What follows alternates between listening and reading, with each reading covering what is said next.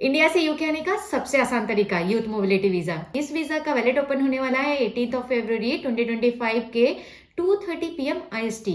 आपके पास बस 48 आवर्स का टाइम होगा और इस 48 आवर्स में आपको इस वैलेट में एंट्री लेनी है और 20 फरवरी 2025 के 2:30 PM IST को वैलेट क्लोज हो जाएगा। ये वीजा क्या है, इसका प्रोसेस क्या है, इसका मैं डिटेल वीडियो बना चुकी हूँ। इस वीजा की एलिजिबिलिटी क्या है, उसका भी मैंने डिटेल वीडियो बना रखा है। आप इस दो वीडियो को रेफर कर सकते हो। आज की वीडियो में मैं बात करूंगी कि कौन कौन से डॉक्यूमेंट की नीड होगी और इस वीजा का टोटल कॉस्ट कितना पड़ने वाला है। सबसे पहले बात करते हैं कि आपको कौन कौन से डॉक्यूमेंट की नीड होगी। तो ये वीजा का नाम है India young professional scheme visa. तो ये यूथ मोबिलिटी वीजा के अंडर का स्कीम है। ये स्पेसिफिक टू इंडियन, देखो यूथ मोबिलिटी वीजा ना काफी सारे कंट्रीज के लिए है, तो इंडिया के लिए जो स्पेसिफिक यूथ मोबिलिटी वीजा का नाम है वो है India young professional scheme.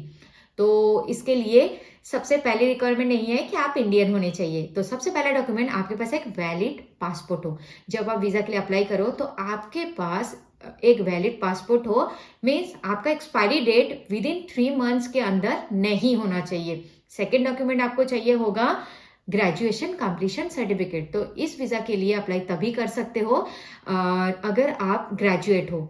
Diploma या 12th अप्लाई नहीं कर सकते हो। और अगर आप अभी ग्रेजुएशन कर रहे हो, फाइनल ईयर में हो, अभी तक कंप्लीट नहीं हुआ है, 2 महीने बाद कंप्लीट होगा, तो भी अप्लाई नहीं कर सकते हो, क्योंकि इसके लिए आपको चाहिए होगा ग्रेजुएशन कंप्लीशन सर्टिफिकेट, जो कि आपके यूनिवर्सिटी से आपको मिल जाएगा। तो पासपोर्ट के लिए कितना पैसा लगेगा वो मैं यहाँ पे कैलकुलेट नहीं करूंगी, क्योंकि आई एज्यूम कि आपके पास ऑलरेडी पासपोर्ट है। मेरे चैनल को फॉलो कियो, मतलब आप अब्रॉड कंट्रीज में आना चाहते हो तो पासपोर्ट तो आपने ऑलरेडी अप्लाई कर ही रखा होगा ना, तो इसलिए पासपोर्ट के पैसे को इंक्लूड नहीं कर रही हूँ। और अगर आपके पास पासपोर्ट नहीं है तो आप वैलेट में एंट्री नहीं ले पाओगे।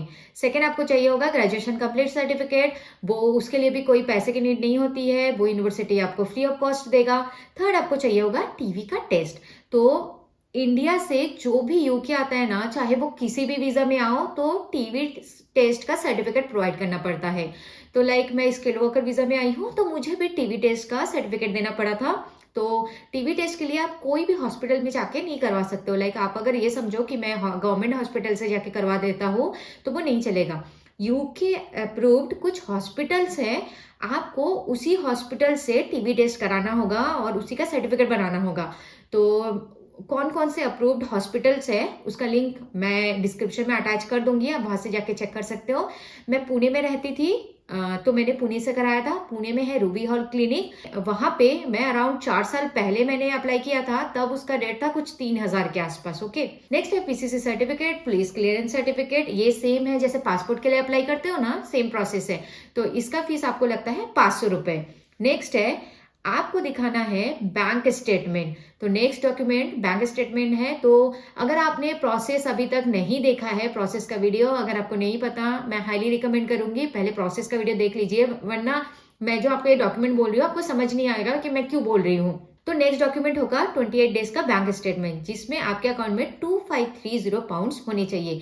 तो ये अमाउंट आपको कब दिखाना है, तो लाइक 18 तारीख को आप अप्लाई करोगे वैलेट के लिए। अगर तब आपके अकाउंट में पैसे नहीं है तो भी चलेगा, लेकिन जैसे ही आप सेलेक्ट हो जाते हो, आई वुड रिकमेंड कि आप उसी दिन आपके अकाउंट में पैसे डाल दो।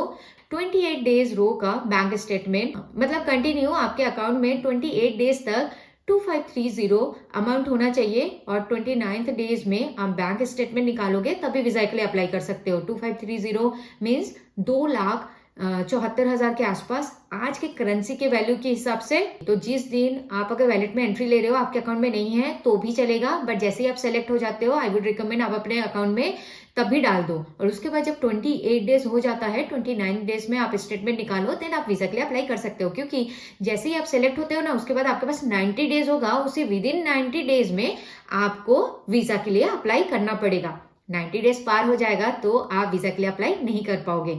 तो बस इतने ही डॉक्यूमेंट थे। एक चीज मैं आपको और बताना चाहूंगी कि अगर आप 12th पास हो और वैलेट में एंट्री ले लिया है और उसके बाद आपका नाम सेलेक्ट हो जाता है, तो आप ये क्वेश्चन पूछोगे क्या मैं वीजा के लिए अप्लाई कर दूं, मेरे पास पैसे है, डॉक्यूमेंट है। तो पहले से मैं बता दूं, वैलेट में एंट्री लेने के टाइम पे कोई क्वालिफिकेशन चेक नहीं होता है। इसी चक्कर में कोई भी अप्लाई कर रहा है, यूके गवर्नमेंट ये अज्यूम कर रहा है कि आप ग्रेजुएशन कंप्लीशन कर चुके हो तभी अप्लाई कर रहे हो। तो अगर आपका नाम सेलेक्ट हो जाता है और अगर आप अप्लाई करते हो, बट जब आप वीजा के लिए अप्लाई करोगे उनको ये मिला कि आप ग्रेजुएशन कंप्लीशन नहीं किया है, उस केस में आपका वीजा रिजेक्ट हो जाएगा। और एक बार वीजा रिजेक्ट हुआ तो ये सारे पैसे नॉन रिफंडेबल होता है।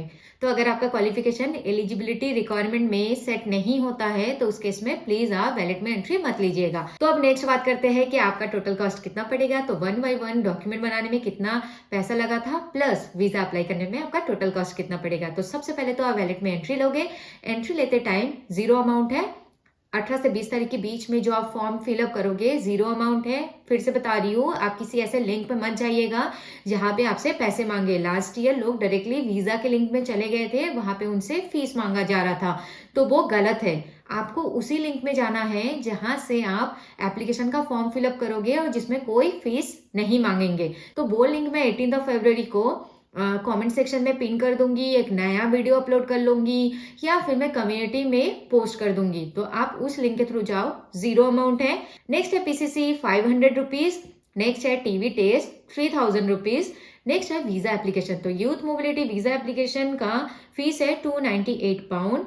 आज के करेंसी के अकॉर्डिंग पड़ेगा आपका 32,000 अराउंड। तो वीजा एप्लीकेशन का फॉर्म जब फिलअप करते हो तो आपको 2 फी एक्स्ट्रा और देना पड़ता है। पहला है IHS, और जब फॉर्म फिलअप हो जाता है तो आपको BFS ग्लोबल में एक अपॉइंटमेंट सेट करना पड़ता है। वहां पे जाके आप सारे डॉक्यूमेंट को सबमिट करते हो। तो IHS फी क्या है, सबसे पहले बात करते हैं IHS फी। IHS फी क्या है, इमिग्रेशन हेल्थ सर्चार्ज। यूके के मेडिकल को आप ये पैसे देते हो, इसके थ्रू आपको मेडिकल फैसिलिटी मिलती है। तो IHS फी है 776 पर ईयर। तो ये वीजा लगेगा 2 साल के लिए, तो टोटल फी होगा 1552 2 ईयर्स के लिए। और बायोमेट्रिक का फीस है 20 पाउंड, जो अराउंड 2000 के आसपास का मैं मान के चलती हूँ। और नेक्स्ट है बैंक स्टेटमेंट का फी, और ये होगा 2530 पाउंड, मीन्स 2,74,000 के आसपास। उसके बाद आपको चाहिए होगा यूके के फ्लाइट की टिकट, जो कि आप 1 वे का कराओगे तो अराउंड 40,000 पड़ेगा। नेक्स्ट है यूके में आने के बाद आपका मंथली खर्चा, रहने का खाने का, जो 800 से 1000 पाउंड लग ही जाएगा। आप किसी भी सिटी में रहो, लंदन के मेन सिटी में रहोगे तो ज्यादा पड़ेगा, बट 800 से 1000 मीन्स ऐसा कि आप कहीं पे रह के एटलीस्ट सर्वाइव कर सकते हो। तो मीन्स 1 लाख के अराउंड। तो अप्रॉक्स आपका टोटल खर्चा पड़ेगा, अगर मैं पूरा समेशन करूं तो 6,40,000 के आसपास, मतलब 7 लाख के आसपास। तो अगर आपके पास 7 लाख के आसपास पैसे हो तभी आप फॉर्म फिलअप करना। तो इसके बाद आपको ये डाउट आएगा कि 7 लाख खर्चा करके मैं यूके आऊंगा, तो यूके आके मेरा क्या बेनिफिट है, 2 साल में क्या कितने कमा लूंगा, क्या मैं 50 लाख कमा सकता हूँ या फिर मेरे 7 लाख भी अर्न नहीं होंगे, क्या यूके में आके यूके गवर्नमेंट मेरे को जॉब देगा। तो सबसे पहली बात, इस वीजा के थ्रू आपको वीजा मिलेगा। यूके गवर्नमेंट आपको जॉब नहीं देगा, वो आपको 2 साल के लिए बुला तो रही है, बट यहाँ आके जॉब आपको खुद से ही ढूंढना है। तो यहाँ पे आके आप क्या अर्न कर सकते हो, कितने अर्न कर सकते हो और कितने सेव कर सकते हो, उसके लिए आपको मेरे चैनल में सब्सक्राइब करना पड़ेगा। प्लीज चैनल को सब्सक्राइब कर लीजिए, क्योंकि 2-3 दिन में वो नेक्स्ट वीडियो में बनाने वाली हूँ कि यूके में आके अगर आप यूथ मोबिलिटी वीजा में आते हो तो यूके में आके आपके पास क्या क्या ऑप्शन है। तो अगर वीडियो पसंद आया, हेल्पफुल है, तो प्लीज एक लाइक कर दीजिएगा। कोई डाउट हो तो कमेंट सेक्शन में जरूर लिखिएगा, और मैं एक नेक्स्ट वीडियो जरूर बनाऊंगी जब ये वैलेट ओपन हो जाएगा, ताकि आपको हेल्प हो कि step to step form fill up कैसे करना है। मैं मिलती हूँ मेरे नेक्स्ट वीडियो में, तब तक के लिए bye bye and take care and all the best.